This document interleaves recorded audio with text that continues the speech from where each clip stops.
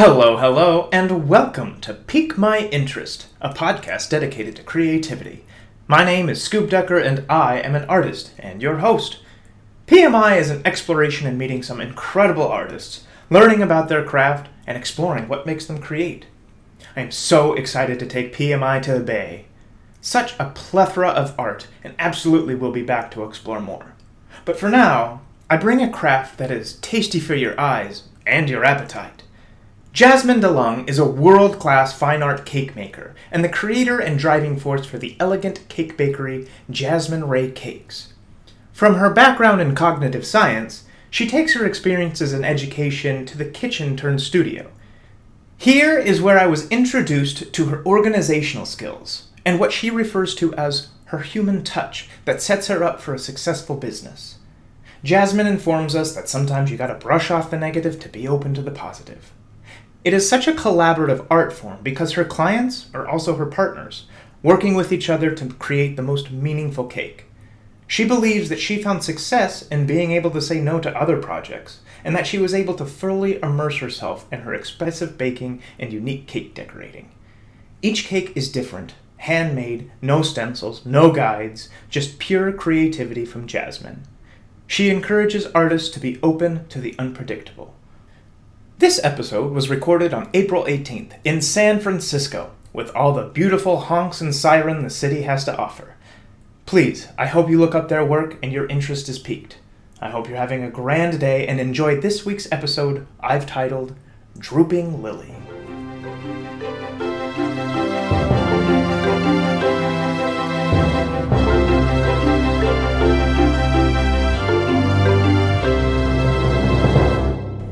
Hello, and welcome to Pique My Interest. I am in San Francisco, California, in the beautiful Bay, and I'm sitting here with Jasmine. I'm very excited. Please, introduce yourself. How are you doing today?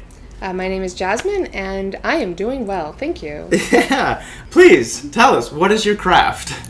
I'm a fine art cake maker. Cake making. And can you tell us a little bit about your background? I have a pretty seemingly unrelated background in cognitive science, psychology, as well as a variety of visual arts. And what's your specialty within your craft? I would say that my specialty is knowing who I am as an artist. Mm-hmm. In the world of cake making, the reason I qualify it with fine art cake making is so people understand that I'm not making, replicas of handbags and kids' cakes and all the other things that people often associate with cakes. Uh-huh. And if you were to see any of Jasmine's cakes, you will realize that they are not just regular cakes. They are elegant, beautiful, colorful. They've got flowers, folds, all sorts of different layers and textures. They are quite gorgeous. How is that different than other artists who are cake makers as well? I think it varies. I mean, there's a couple things. One, there's a little bit of the identity piece for a cake maker. We are asked, because it's an industry that the public doesn't totally understand, we're asked to do things that aren't necessarily part of our craft as artists, such as, to create muffins or cupcakes or, lemon bars and bread, anything associated with baking. But fine art cake making is quite different, and I think a lot of cake makers struggle to get away from the really commonly held paradigm that being a baker means doing all the things that would be called baking. But a fine art cake maker is someone who has stepped into saying no to all those other things. Someone who is kind of ready and has worked out a way to aim towards always making their work about self-expression, celebration of the event that they're creating for, following a theory of practice in their work, kind of limiting themselves to certain rules in order to find new levels of freedom. That's something that I think is really hard for a lot of people to get to, and I would say that generally getting to that place is one of the big things that differentiates me. I'm not willing anymore to do a lot of the other things that I did as I was learning, because I know more who I am, and I want the industry to be appreciated for the work that we're capable of doing, not just kind of continuing more of old hat. Yeah. You said you studied a little bit of science. How did you transition into cakes? What piqued your interest into cake making? And how did that come about? I would say they go together, and not just because, baking is a science. A lot of people say that that's kind of a big differentiator in the culinary world. But my interest in science was really more around people, psychology, cognition, and, science associated with that, systems. I love all of those sorts of things. And how am I integrating that is, kind of the way that I try and find my own interests. But I would say that they were very different paths at first. I didn't see them as coming together. I was like, oh, I'm a Gemini. I've got two very different things that I'm pursuing in my life, and maybe there will never be integration. So it felt less like a transition and more like a complete departure from science in order to pursue this. I was like, well, I'm a creative person. I can bring that creativity to something more, science oriented, or I can bring that creativity to this sort of hands-on craft. And it's developed almost by happenstance that I do the cakes. But at first I didn't see how they were related. I felt like I was pushing something else away for an amount of time, and maybe I'd revisit it at some point again later. But the more years that I've lived, the more they keep kind of coming back together in this pixelation that's creating this larger picture. We talked a little earlier, and you said that kind of you stumbled into cake making. It was almost an accident. Feel free to elaborate on that. But you also said you were born in San Francisco. Can you say anything about growing up here and how that influenced your creativity? Obviously, you have taken off with cakes, but I'm sure there's just an aura around the city about art. Yes. I mean, everybody has an art that they do on the side of, perhaps their paid work, or as like a side business, especially now. But I'd say growing up, I was always interested in being an artist. I didn't know what form that would take. And I went to an art magnet school called School of the Arts. It's now called Ruth School of the Arts here in San Francisco for high school. And I would say that it was really there, especially when you're starting so young and it's really integrated with your academic education. It would have been hard not to come out of that embodying an identity as an artist. Whether I continued that craft professionally or not, that was something that was honed very early on. And so being in San Francisco, it's very hospitable to continue having an art as a hobby or more than a hobby. And everybody you meet does something creative. So that is just, it is in the soup of living here and growing up here. It's interesting. I grew up in Montana, where we just don't have too much art support. But it's been really interesting touring, going to places like New York and Chicago and San Francisco, where these communities do support the arts. Yes. And they want you to be successful, and they want more people creating. Right. And that has just been inspiring for me. Yes. So I can see how that upbringing turned you into a creator. Yeah, the container. But why cakes? As mentioned, it was an accident. I had an opportunity to start a bakery from the person I was dating at the time, that I was young, and I had never baked in my life prior to that, maybe once or twice. But it was just kind of the silly idea that felt more like a clubhouse at first. And I was young enough that I wasn't going to say no.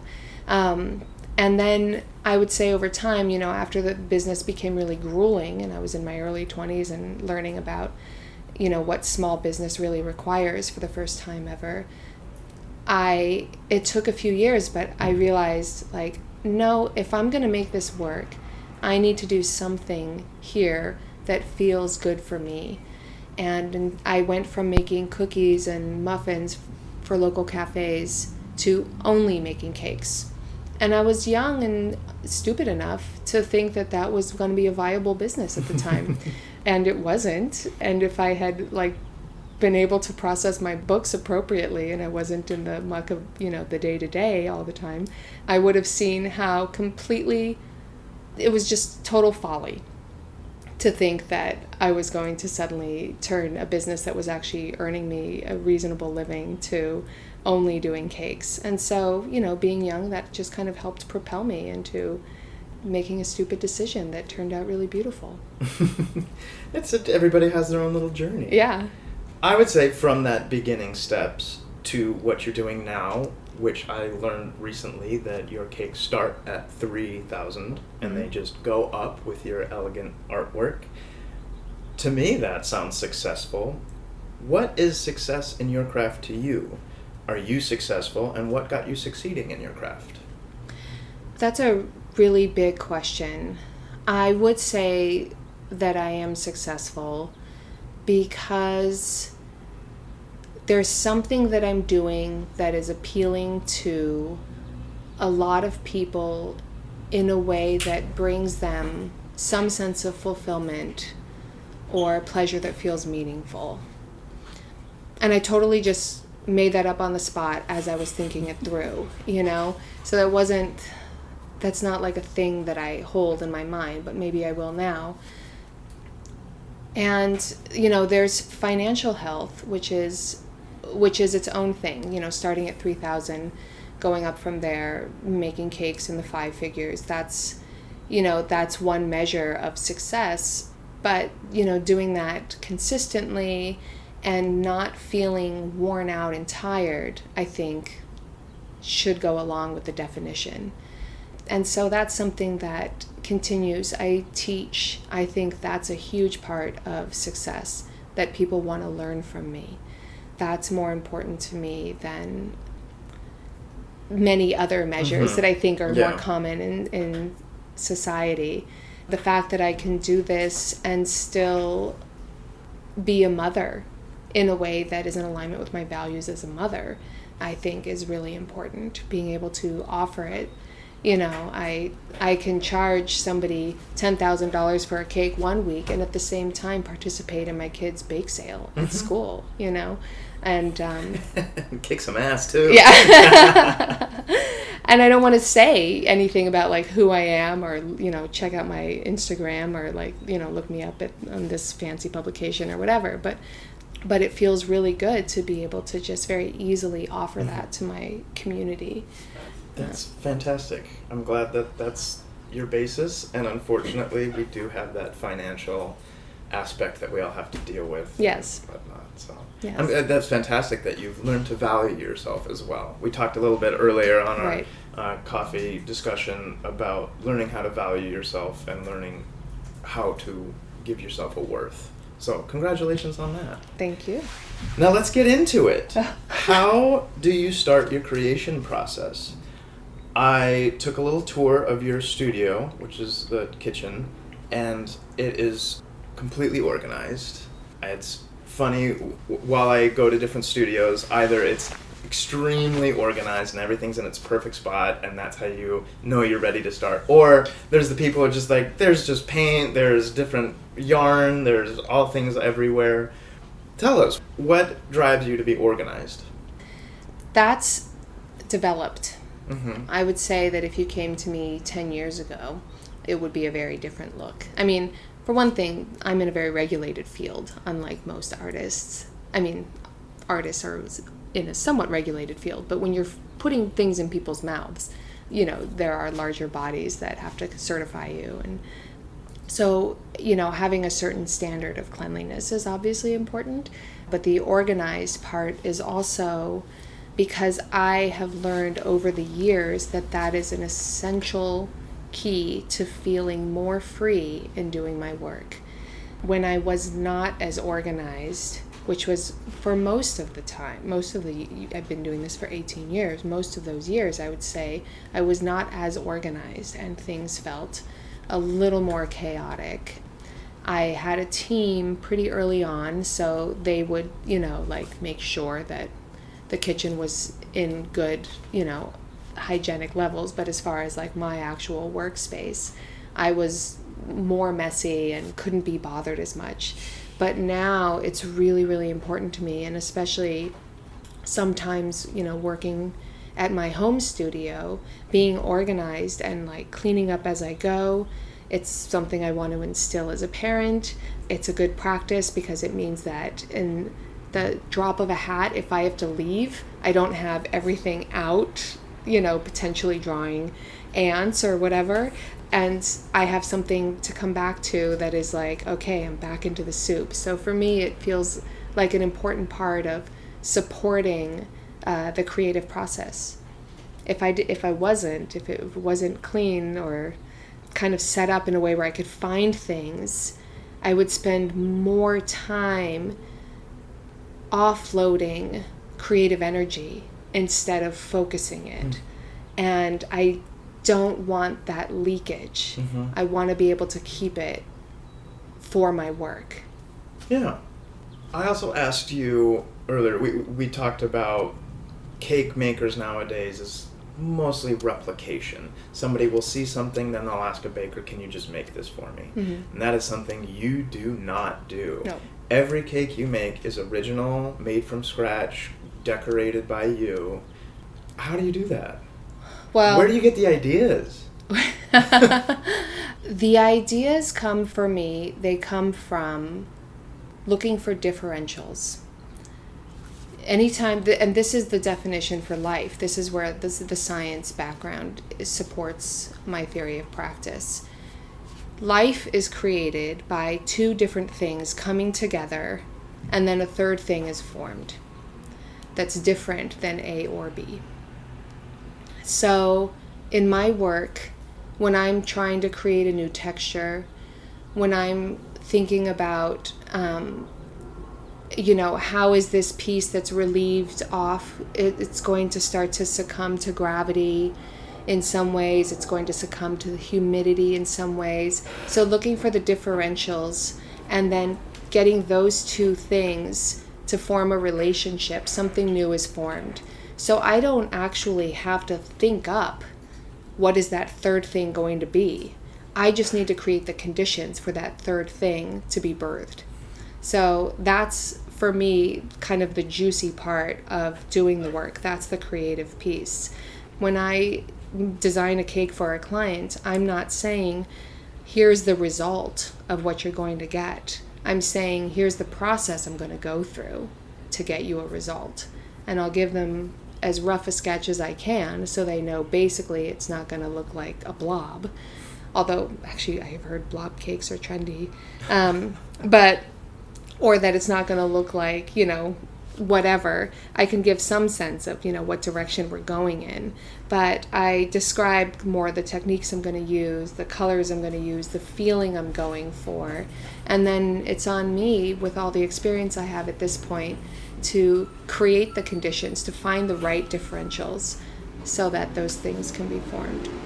Do you ever get parameters? Do they ever say, I want it to be purple and orange and look like a flower go? Or Totally. do they just say, whatever you want?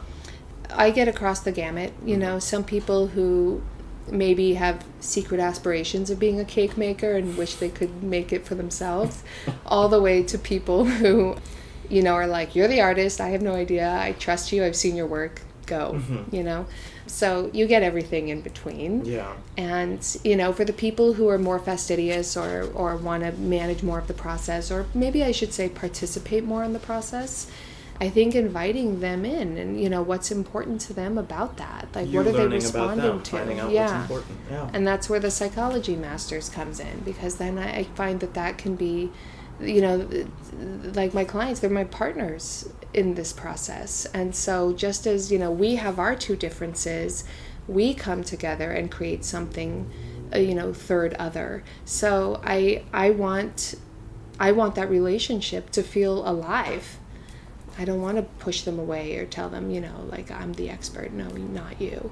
So usually when someone comes and they try to dictate what they want, there's like a secret wish in there. And so trying to unearth that wish is important than defending against the dictating behavior. So that's the work. Fantastic. I love how you work with your clients, as you will, as your partners, to figure out what is important to them. That's beautiful. What inspires you?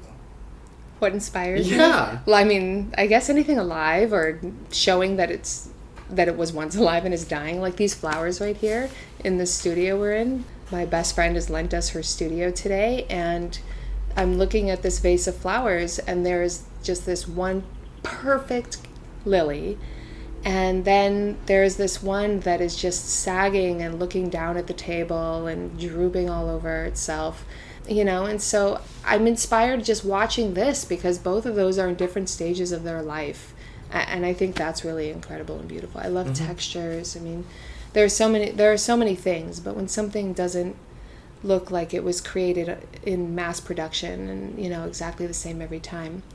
But even then, I mean, I'm like looking for examples to defy my own words. Just like when you see a long line of like something mass produced, there's still something beautiful about the way the light can't be on every single thing exactly the same way. So when you see it all together, and then the light's a little different on every little piece, all the way down the line in the distance of your eye or the room, like that can be beautiful too. So it's the differences. And how does that change while you're creating, while you're working on your cakes, and you have this idea about this droopy lily, and you're going and you just say, well, that works over here. Oh, this goes over here. And now it doesn't look like a lily at all. Do you just flow with that, or do you try and go back to that droopy lily? If I'm holding something specific in my mind, be it a piece of music or a visual, something that nature created, and I'm trying to kind of honor its origin or the way that it feels, I still have to return to my own somatic experience of it. So there's like the way something looks, and this is what often happens in the creative process with people who are coming and ordering a cake. This is often their first time ordering their wedding cake, and their first time spending a lot of money on it. So they'll come and they'll be like, here's all the visual inspiration for you. And I take that all in, because that's a language we can speak together. Everybody can speak that language. This is what's going to inspire it visually. These are the other things that we are putting in what our wedding will look like. So the visual inspiration, that's just one vector. The other things that I want to be attending to with my clients, and sometimes I will mention this explicitly, and sometimes it'll just be kind of something that I know and I'm trying to extract from them, is when they look at these things, they create a feeling in their own body. And it's the feeling in their body that they're responding to. That's the thing itself. It isn't, like the shoes, like you've got these black shoes with these red laces. And they're really cool, and they make me feel a certain way. And I'll be like, you know what, I really like those shoes. And I love the way your little blue sock is peeking out above the shoe. Like that's a very kind of a resting color dynamic going on right there. But it isn't like, if I wanted to see that again, I need to figure out a way to get that shoe to be like that with that color lace and that blue sock. That's not it. What I want to see again is the feeling that it gave me. That's what I want to experience again. So I am often trying to extract from clients a little taste of what that experience is that they're making inside of themselves when they look at that drooping lily. And if I were to create something else that would bring that same experience, it doesn't have to look like the drooping lily anymore. It just needs to create the feeling that they had generated inside themselves when they were inspired by looking at that drooping lily. That's great. You also said earlier that there is something that gives you an internal feeling that inspires you. Can you talk about your son? Yes. I mean, my son is amazing. And I just love him so much. I mean, it's just really, really simple. And how does he inspire your work? How does he inspire my work? I mean, one thing I would say as far as like how my son contributes to my work is that he helps me set good boundaries in my business practice. That part of the work, making sure that the work that I'm doing is supporting my life, that it still feels very personal. and that I'm still able to lead, sort of the balance. I love, part of the way he inspires my work is like keeping it kind of simple. There are times where I'm like, oh gosh, I'm a sought after teacher, and I've been interviewed by fancy publications, and like I've had famous clients and blah blah blah, but like that's not why I do it. And so just like the humility of still being, like the raggedy old mom who gets, occasionally like grabbed and hit and stuff, by a child, is like, oh yeah, that's a really important part of keeping the work feeling really real and casual, and not something to posture for. Yeah. Absolutely. And do you have any hobbies? And do they complement or contradict your craft? Hobbies. You just mentioned hanging out with your son and how he can be super influential on your work.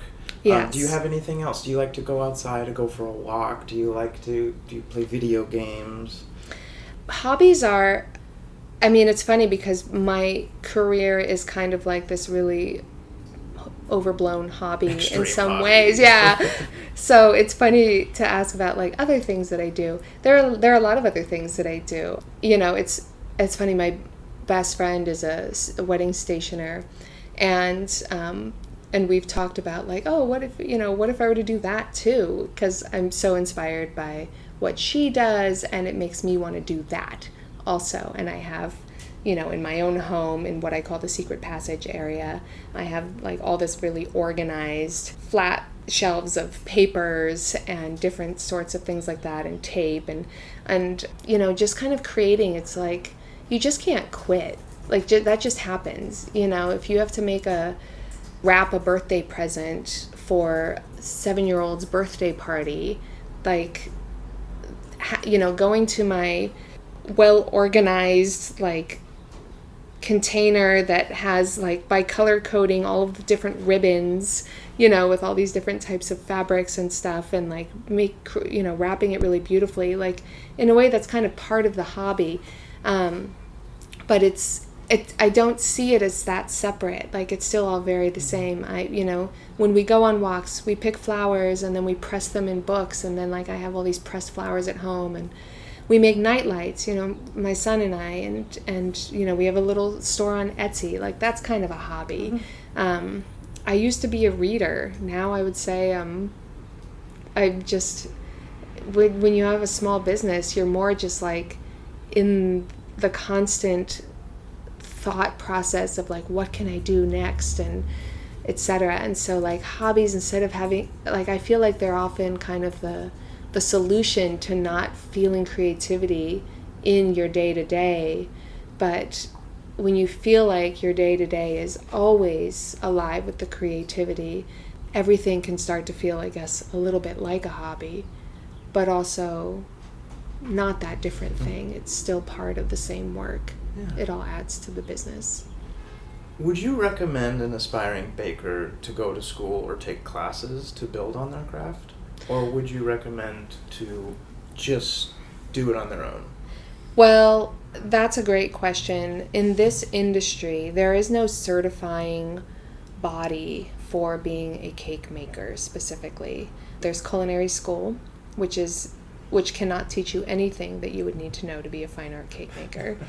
Maybe like measuring ingredients, I guess. But the way that people tend to educate themselves in this very specific line of work, which is something between culinary and something between, culinary and art, is they find the instructors who they love and they follow them around the world, or they wait till they show up, in their hometown to teach.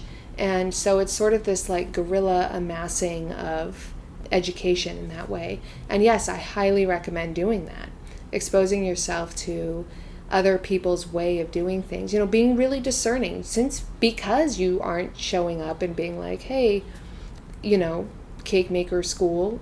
There are some people who've like created them, but like there isn't like, oh, an Ivy League version of the cake making school to attend. Yeah, Cake U. You're still having to create your own education. You're having to curate the whole thing for yourself. So the benefit of that, even though it's a lot of extra work than it would be if it was just spoon-fed to you at a university, is that you really get to follow who you want. Like, what's the diet that you want to be eating in your education? Who inspires you, and then seek them out and learn from them. But, always toward this orientation of where do I find myself in their work? Like, why does their work resonate with me? I don't necessarily want to be them or duplicate what they do. Maybe when you're first learning, you do that. That's, copying, that's a big part of that. But then, still looking for like, where is the me of it? Where am I showing up? I'd say in some ways you can kind of fast track that because you don't have to learn so many other things that maybe, kind of like a larger university setting would teach you. Mm-hmm. What would be your advice for somebody to get started in baking and then further it into creating their own shop? It's so specific to each person's situation. A lot of people go into it thinking, oh, I can make a little money on the side for my family, while I'm a mostly stay-at-home mom or whatever. Or this is my side career and I'd love to quit being an attorney someday and follow this, much more like simple and passionate expression for myself. So, for each person, I would say there's a different rubric of advice that I would extend. But, I would say if you want it to be a business, learning about business is important. And this is from the person who was like, oh, look at me. I feel so lucky. I have this awesome career because I was stupid and I didn't know the business side. And then I learned and I had to go through a lot of struggle and, et cetera. But I would say that, yay, happy ending if we were to end it in this moment.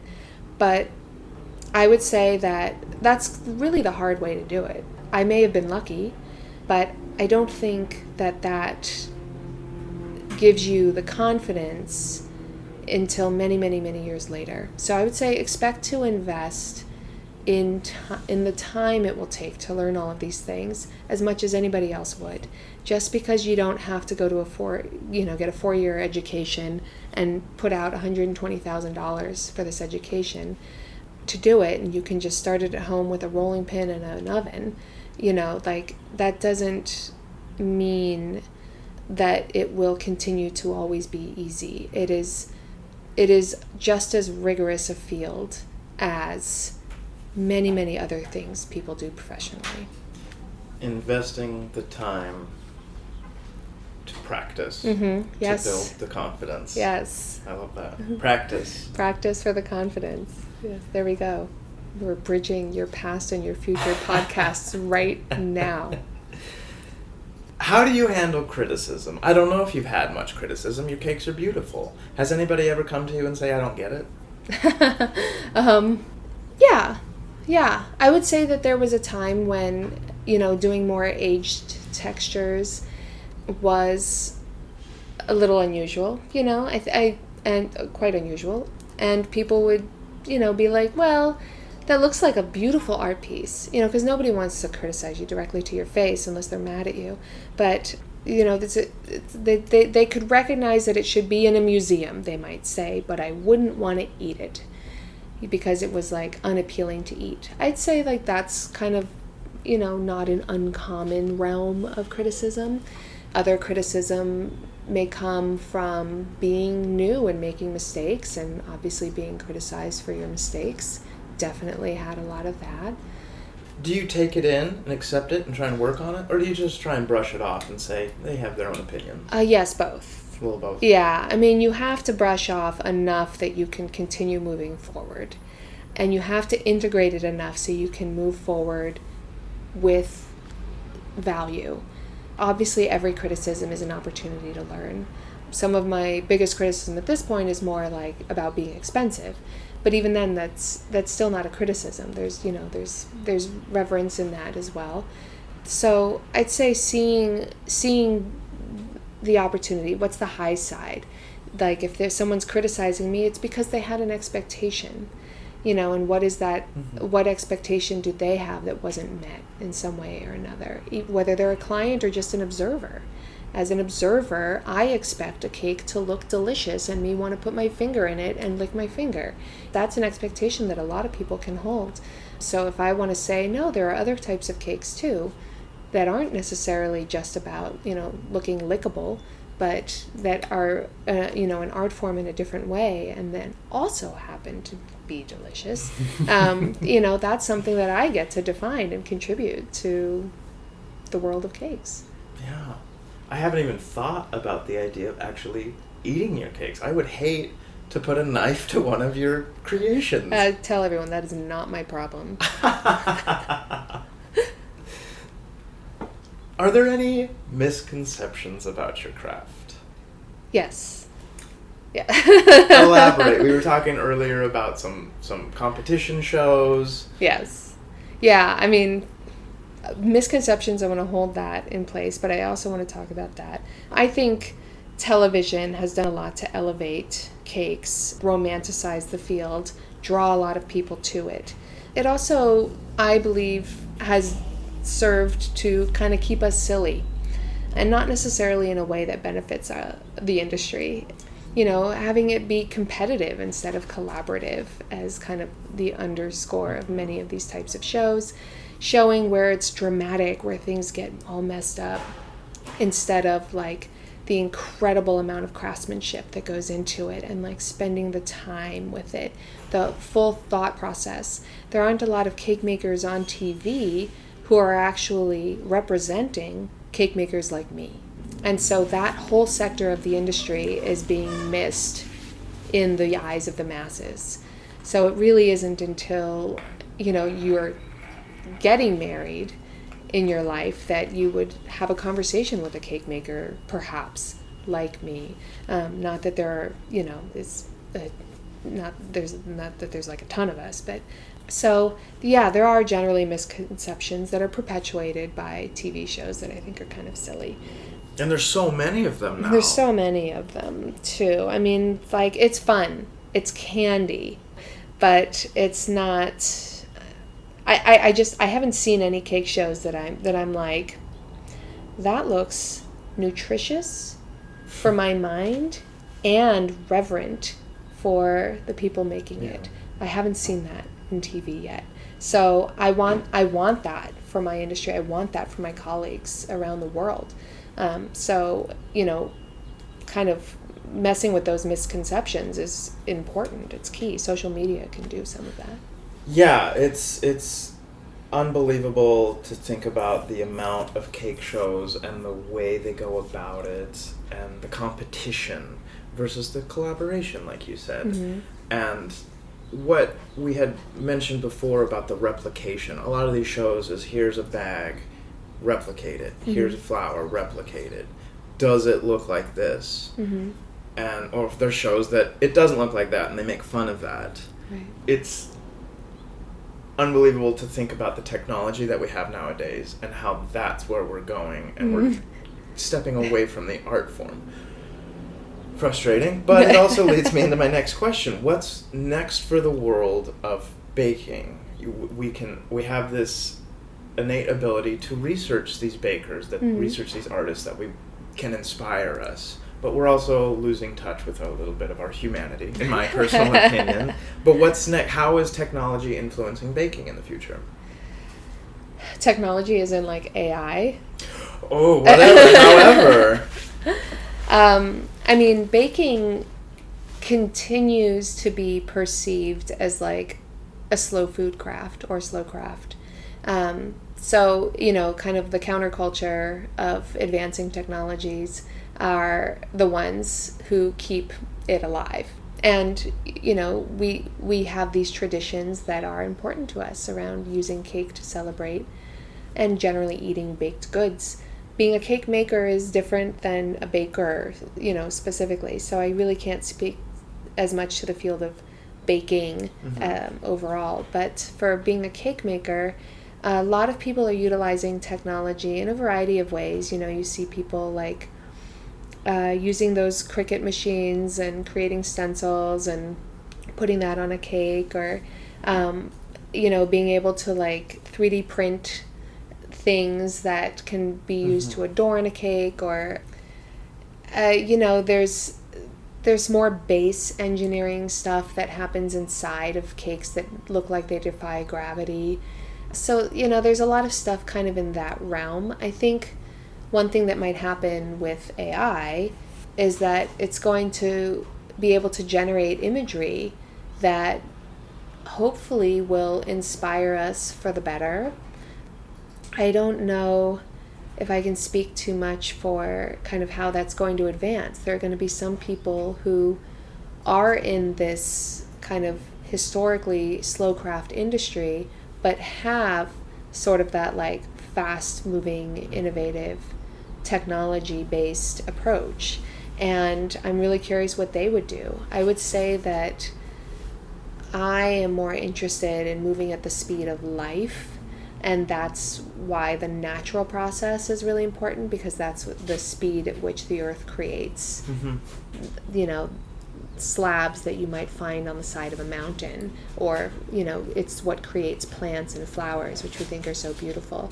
So that's typically the speed I'm going. Yeah, when we were downstairs in your studio, you were opening up your very organized drawers and whatnot, and you were showing me stencils and molds that you just use as a baseline, and you carve everything by hand and do everything by hand, and I'm sure that just gives the final product that human touch, that thing that everybody feeds off of, that gets inspired. Right. And sure, there's going to be people out there who are just like, I just want the AI to create this and the 3D printer to make it look like this. Right. But it's just not going to have that artistic human touch to it. Yeah, it'll be different because I don't think the AI can really receive your humanity yet, but I can.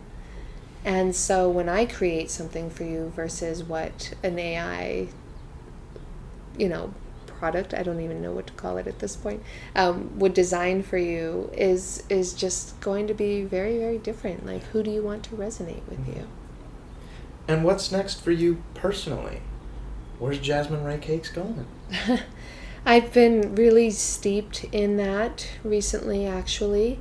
I've changed my business quite a lot. I've gone through a lot of personal transitions in my life in the last 2 to 3 years. And naturally, my business needs to feel the impact of that. So I'm looking for kind of the opportunity of what can be created. So I don't have those answers quite yet, but I'm really excited to get back into more teaching and traveling and collaborating with, my colleagues around the world. And where can we see your work? On my Instagram, Jasmine Ray Cakes. And obviously my website. I keep pretty up to date there too. Which is? JasmineRayCakes.com. Excellent. And please go search for her cakes. They are gorgeous. They are beautiful, elegant. Do you have any funny, interesting stories just off the top of your head about your cake? I mean, when you say that, like, the first thing that comes to mind is all the times people ask, like, well, what have you ever dropped a cake? And I have. But maybe I'll just leave it there. Well, it's funny, we were talking about the TV shows earlier, and if somebody were to drop a cake, that would be the highlight. That'd be of the whole show. Yeah. Yeah, it and wouldn't... Not the countless hours you're spending, like you said, with tweezers, delicately placing certain things to give an overarching feel to a cake. Right. I just want to see you drop it. Yeah, totally. I'll be like, I actually created a globe with Shakespeare's Globe Theater inside. I mean, the concept of that should be amazing, but all you want to know is the part and show on TV, the part that I had to do over and over and over again. And in your case, it was using a forklift to get the cake. Right. And that's using what the studio wanted to see. It was a big cake, but that was just incidental to the requirements of the show. That wasn't because the cake needed to be big. Well, thank you. I can't thank you enough for joining me and piquing my interest. Is there anything else that you would like to say before we wrap up? I mean, I really love that your show is, I'm assuming, piquing the interest of people who love integrating a variety of crafts. I mean, you're going to maybe get, some people who are all about cakes listening to this episode, but if they want to continue just being like a creative force in their world, they can listen to other shows and learn about how theater could influence their work too. So that's incredible. I love it. That's all I can hope this podcast does, is just open people to other art forms and introduce other people to different creativities. So thank you. I do end with one more question. If there is one craft that you can excel in besides your own, what would you want to do? Oh my gosh. I wish I'd known this question in advance. I'd really probably... I don't like to say that. I put people on the spot. Oh no, because anything I say now, I'm like, am I going to commit to that? Like, what if that changes later? What if I'm like, oh, I should have said this other thing? I don't know. It might be something... dance. Dance.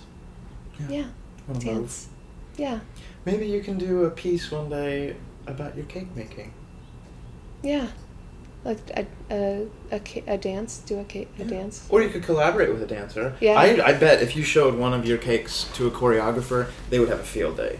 Yeah. Oh my gosh. I'm sure. They would find the movement. There's actually quite a lot of overlap for cake makers and dancers I've seen. But dancer. I think theater is great too. But maybe that's just because I'm in the presence of someone who does that. So. An actual. Yeah. Well, thank you so much, and thank you to all my peekers out there. Please let me know if there are any special or unique artists or art forms you think I should explore. I am currently in San Francisco and can't wait to see where Pique My Interest takes me next. Remember, creativity comes from the heart. Push yourselves. Be kind to each other. I'm Scoop Decker, and thank you for helping me pique my interest.